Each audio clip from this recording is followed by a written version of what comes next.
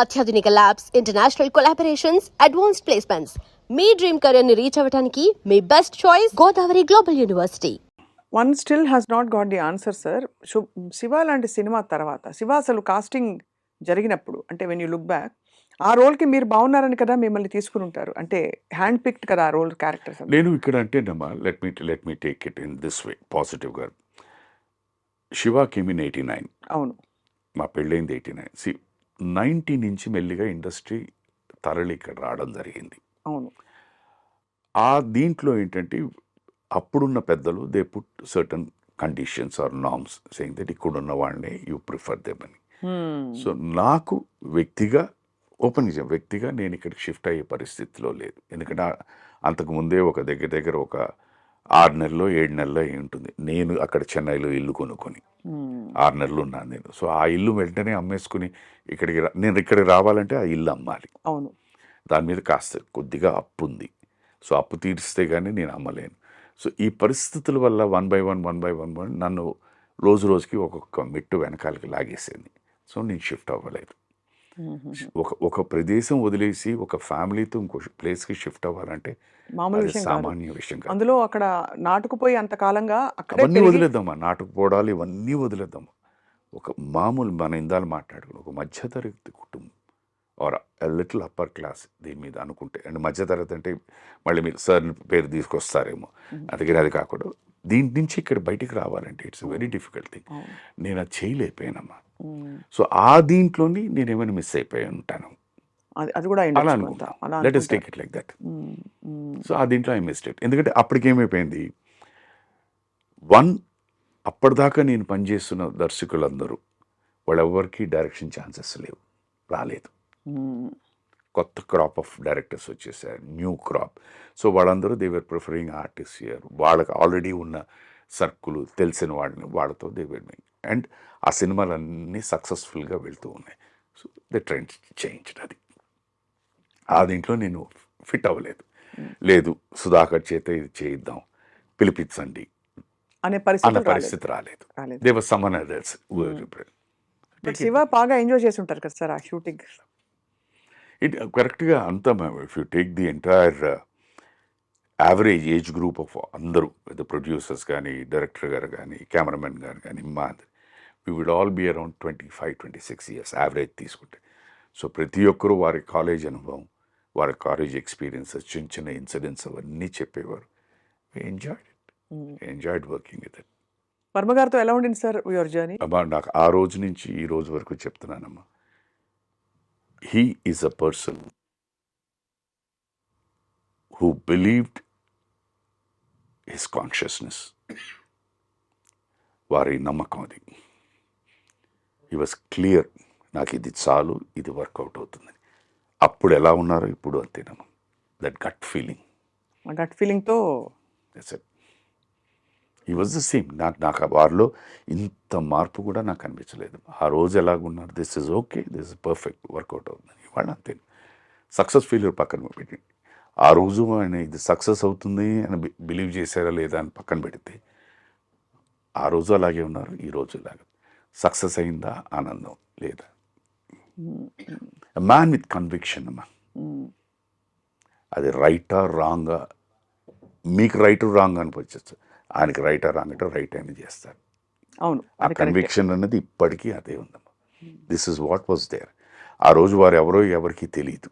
అవును, కొత్త డైరెక్టర్ అందులో ఎవరికి తెలియదు. ఆ సినిమా రిలీజ్ అయిన తర్వాతే అందరికీ తెలిసింది. ఆ రోజు ఏ కన్విక్షన్ అయితే ఉందో ఈ రోజుకి ఈ క్షణాన్ని కూడా అదే కన్విక్షన్. No change. ఎంతమంది మంచి లెజెండ్స్తో మీరు వర్క్ చేసే అవకాశం వచ్చింది సార్. విశ్వనాథ్ గారు, జంధ్యాల గారు, బాపు గారు, క్రాంతికుమార్ గారు, రామ్ గోపాల్ వర్మ గారు, ముత్యాల సుబ్బయ్య గారు, రేలంగి నరసింహారావు గారు, you name it, it goes. అది ఒక్కొక్కళ్ళు ఒక్కొక్క తీరు కదా సార్. వాళ్ళందరిలో మీరు మోస్ట్ కనెక్ట్ అయిన వ్యక్తి ఎవరు సార్? అంటే సెల్ఫిష్గా చెప్పాలంటే it will be my first film Supalekha and director గారే. బట్ ప్రతి ఒక్కరిలో మీరు అన్నట్టు అందరూ వైవిధ్యమైన డైరెక్టర్లు. సో ఒక్కొక్కరి దగ్గర ఒక్కొక్కటి మనం నేర్చుకుని దాన్ని అడాప్ట్ చేసుకోగలిగితే it will be good. Director గారు, గురువు గారు, విశ్వనాథ్ గారు ఉన్నారంటే ఆయన మీరు ఏ సినిమా తీసినా, ఏ సినిమాలో కానీ ఏ పాత్ర అయినా కూడా ఊరికే నిలబడి డైలాగ్ చెప్పరు. ఏదో పని చేస్తూ చెప్తుంటారు. దానివల్ల ఏమైపోతుంది, వాడు ఇంట్లో ఉన్న ఫీలింగు, ఇంట్లో పనిచేస్తున్న ఫీలింగ్ అవి వచ్చేస్తాయి. అది అక్కడ డైరెక్టర్ జంజాల్ గారు ఉన్నారంటే ఆయనది ఏంటంటే పని ఇది లేకపోయినా ఆ టైమింగ్ అనేది కరెక్ట్గా ఉండాలి. అది మామూలు డైలాగ్ అయినా ఆ టైమింగ్కి చెప్తే బ్రహ్మాండంగా పండుతుంది. అది అక్కడ నేర్చుకున్నాను. ఇంకా బాపు గారి గురించి అడగక్కర్లేదు. ఫ్రేమింగ్ నాకు తెలిసి నేను ఇప్పటిదాకా చాలా అందంగా కనిపించిన సినిమా ఏదైనా ఉంది అంటే అది మంత్రి గారి వెంకడి. Because his framings are so beautiful. Kranti Kumar గారు ఆయనంటే he was already a very far ahead thinking director ఆ రోజుల్లోనే. సో కొత్త థాట్స్. అందుకనే మీరు ఆయన దగ్గర నుంచి మన లైక్ సుహాసిని గారు మేము చేసిన సినిమా వచ్చింది సూపర్, తల్లికి తండ్రికి పెళ్లి చేసే సినిమా, that was thing. Then comes Vamsi గారు, pure pure pure Godavari nativity musical. ఆయనకి ఏ షార్ట్ తీసినా డైలాగ్ చెప్పినా మ్యూజికల్ ఆ మ్యూజికల్గా ఉండాలి.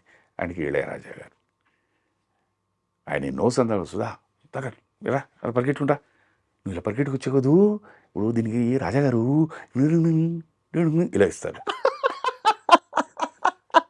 మీరు ఆశ్చర్యపోతారమ్మా, వాళ్ళిద్దరి మధ్య ఉన్న ఆ వేవ్ లెంత్ ఏమిటి అన్నది నేను ప్రాక్టికల్గా ఒక ఎగ్జాంపుల్ చెప్పగలుగుతాను. రాజా సార్ అండ్ వంశీ గారు. వంశీ గారు అబ్బా, చెప్పండి ఇద్దరు అసలు. ఈయన ఇలా చెప్పేవారు సెట్లోని, నాకు మనకి ఏదో ఓకే అని ఏదో అనుకో అలాగేనా అండి ఓపెన్ చెప్పారు.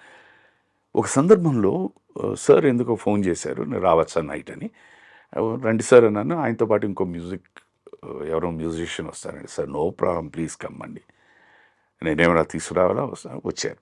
కూర్చొని మాట్లాడతాం, ఆ మాట ఈ మాట మాట్లాడతాం. ఎందుకో తెలిసి తెలియకుండా అటు ఇటు ఇటు ఇటు వంశీ గారు రాజా గారు టాపిక్ వచ్చింది. వెంటనే ఆ మ్యూజిషియన్ అన్నారు, వంశీ గారి పేరు చెప్తుంటే, సార్ ఇవాళ మేము ఒక ఏదో చిన్నది అయినా కంపోజింగ్ దీంట్లో ఏదో ఇచ్చేసారండి, చేసిన తర్వాత అది మార్చని చెప్పి అది నోట్ చేసి పెట్టుకోండి, వంశీ ఏదో సినిమా తీస్తున్నాడు, ఎక్కడో ఒకటి బీజిఎంకి దేనికో పనికొస్తుంది అన్నారండి. నేను అలా ఉండి బ్లాంక్ అయిపోయాను. సడన్గా సార్ ఏమైపోయాను, లేదు సార్ ఇప్పుడు సార్ ఇది ఈ మాట అంటున్నారు, రాజా గారు ఇలా కంపోజ్ చేసి ఇది ఉంచండి, ఇది ఇప్పుడు వాడద్దు, వంశీ గారు ఏదో డైరెక్ట్ చేస్తే దానికి ఎక్కడైనా బీజిఎంలోనో లేకపోతే ఏదో షార్ట్లో వాడదామని. ఆయన నాకు ఒక సందర్భంలో సుధాకర్ నువ్వు ఇలా పరిగెట్టుకుంటురా అని చెప్పి పరిగెట్టుకిచ్చి దీనికి ఈ మ్యూజిక్ ఇస్తారన్న. వాట్ ఏ కోఇన్సిడెన్స్ అండి. దట్ ఈస్ వై వాళ్ళిద్దరి మధ్య వచ్చిన మ్యూజిక్, వాళ్ళ సినిమాల్లో వచ్చిన మ్యూజిక్ సో బ్యూటిఫుల్. ఈయనేమిటి, ఈయన టేస్ట్ ఏమిటి అనేది రాజాగారికి తెలుసు. రాజాగారు నేను తీసిన దానికి రాజాగారు నాకు ఎలాంటి మ్యూజిక్ ఇస్తారనేది ఈయనకి తెలుసు. అవును, ఆయన ఎన్ని సందర్భాల్లోనూ చెప్పేవారు, ఇది ఈ సీన్ ఇలా ఫ్లాట్గా ఉందని అనుకుంటున్నావు కదా, రాజాగారు దీనికి ఇచ్చేస్తారు, he'll make it to super scene ఆ బ్యాక్గ్రౌండ్ అని. ఆయన ఏమన్నట ఏదో తీసుకుని వస్తాడు, దానికి ఇవన్నీ బాగా పనికొస్తాయి మనకి అని. ఆయన దోస్తి కూడా ఉంది కదా సార్, చాలా మామూలు దోస్తి కాదు. అది ఇవి ఏంటంటే అమ్మా, ఇవి నేను ఒక్కొక్కసారి ఇప్పుడు మళ్ళీ అగైన్ మనం అనుకుంటామమ్మా, ప్రకృతి అంటామా, ప్రకృతి అంటే మన లేటెస్ట్ ప్రకృతి అంటే మామూలుగా ఇది సృష్టి, భగవంతుడు ఆ వేవ్ లెంత్ క్రియేట్ చేశాడు కదా. అంతే కదా సార్, ఆ వేవ్ లెంత్ అన్నది ఎంత ఇంపార్టెంట్. లైఫ్లో ఎక్కడో most ఈయన important. రాజమండ్రిలో షూటింగ్ చేసి అజయ్ గారు ఎక్కడో మెడ్రాస్లో ఉంటే ఇక్కడ నీకు ఈ షాట్కి ఈ మ్యూజిక్ ఇలాంటిది ఇస్తారు అని చెప్పి ఈయనని ఆయన అక్కడ కంపోజ్ చేస్తూ ఏదో చేసుకుని వస్తాడులే ఇది పనికొస్తుందని ఆయన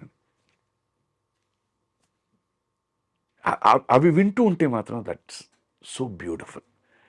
ఇవాళ అవి మిస్ అయిపోతున్నాం. ఇలాంటి విషయాలు వినడానికి ఎక్కడ ఛాన్స్ దొరకట్లేదు, అసలు తీరికే లేదు సార్, అసలు దొరకట్లేదు. అదొక్కటే అప్పుడప్పుడు అనిపిస్తుంది అనమాట. ఆ రోజు మొన్న కూడా ఎవరు ఈ మధ్యన ఎప్పుడు చెప్తున్నారు, ఏదో సార్ ప్రస్తావన ఏదో వచ్చి ఆయన అంత బిజీగా ఉన్నా కూడా వచ్చి ఫస్ట్ అప్పుడు లైవ్ రికార్డింగ్ కనుక అందరు మ్యూజిషియన్స్ అందరినీ పలకరించి మాట్లాడి వచ్చి నేర్చుకుని వెళ్ళిపోయాడు. ఆయన కూడా అనేవారు, అది మిస్ అయిపోతున్నానండి, ఏదో వెళ్తున్నాను, ఏదో రూమ్లోకి వెళ్తున్నా, పాడుతున్నా, వెళ్ళిపోతాను, ఎవరు కనిపించట్లేదు, వి మిస్ దట్ అండి అని. సో అందుకని బయట ఎప్పుడైనా ఎవరైనా కలిశారంటే ఓ గంటలు గంటల తరబడి మాట్లాడుకుంటుంటారు, ఏ పెళ్ళిళ్ళలోనో వాటిలోనో. ఇప్పుడు అసలు ఆ వాతావరణాలే మారిపోయాయి సార్. మిస్ అయిపోతుంది. ఈవెన్ షూటింగ్లో కూడా ఇదివరకు ఏంటంటే షూటింగ్ స్పాట్ కూడా ఎక్కడ ఉన్నా ఒక మర్రి చెట్టు ఉండేది, ఆ చెట్టు కిందే అందరం కూర్చునేవాడు, we use to have lunch. ఇప్పుడేంటి ఈచ్ వన్ కట్ అనేసరికి ఎవరు క్యారవాన్ వాళ్ళకి. Caravan is not a mistake అను, అదే ఇట్స్ అ కంఫర్ట్.